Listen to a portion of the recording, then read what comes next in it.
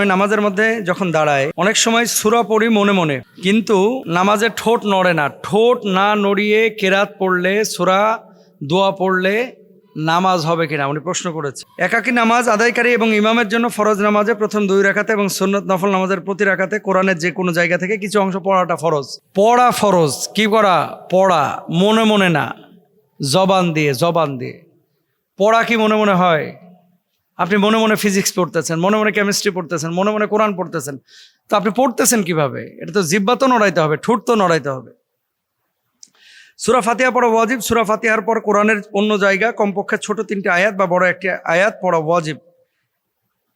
নামাজের এই যে বিধান কেরাত পড়ার, এটা মুখে পড়াটা হচ্ছে, উচ্চারণ করাটা জরুরি। মুখে উচ্চারণ করে না পড়লে, মনে মনে পড়লে তা কেরাত হিসেবে গণ্য হয় না। তাই কেউ যদি নামাজে ফরজ কেরাত মুখে উচ্চারণ করে না পড়ে, মনে মনে পড়ে, তাহলে নামাজ বাতিল হয়ে যাবে। তাহলে আপনাকে কি করতে হবে? জিহ্বাটা নড়াইতে হবে, ঠোঁটটা নড়াইতে হবে। কখন? যখন একাকী নামাজ পড়তেছেন। এখন আপনি ইমামের পেছনে ইক্তেদা করতেছেন, এটা যেহেতু মতবিরোধপূর্ণ মাসালা। ইমামের পেছনে যখন আপনি দাঁড়াবেন, ইমাম যখন সূরা ফাতিহা পড়ছে, আপনি সূরা ফাতিহা শুনবেন। নবীজি বলেছেন ইমামের কেরাতি মুসল্লির কেরাতের জন্য যথেষ্ট। আচ্ছা, আবার আল্লাহ তাআলা কি বলছেন? ইদা কুরিয়াল কুরআনু ফাসতামিউ লাহু ওয়ানসিতু লাআল্লাকুম তুরহামুন।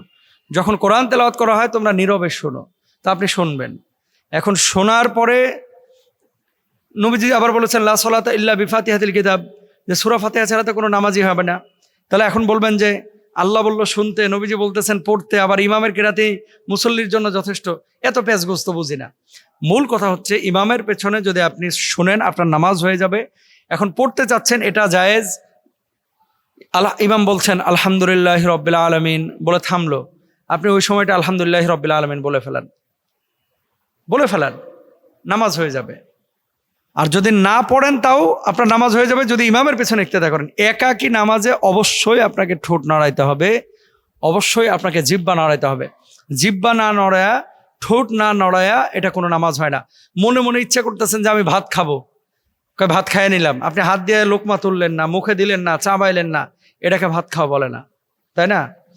তো মনে মনে আমি আমার স্ত্রীকে নিয়ে ঘুরতে যাব, তো কাজ বাস্তবায়ন না করলে যেমন স্ত্রীকে নিয়ে ঘোরা হয় না, ক্ষুধা লাগলে ভাত নেড়ে চেড়ে না খাইলে যেমন ক্ষুধা মেটে না, তদ্রূপভাবে কেরাত পড়ার ক্ষেত্রে এটা পড়ার কথা বলা হয়েছে, তেলাওয়াতের কথা বলা হয়েছে। তেলাওয়াত মনে মনে হয় না, এটা কল্পনা করা যায়। আর কল্পনা দিয়ে নামাজ হয় না, কল্পনা করা যায়। কল্পনা বলতে তেলাওয়াতটা কল্পনা করা যায়, জবানে উচ্চারণ হয় না।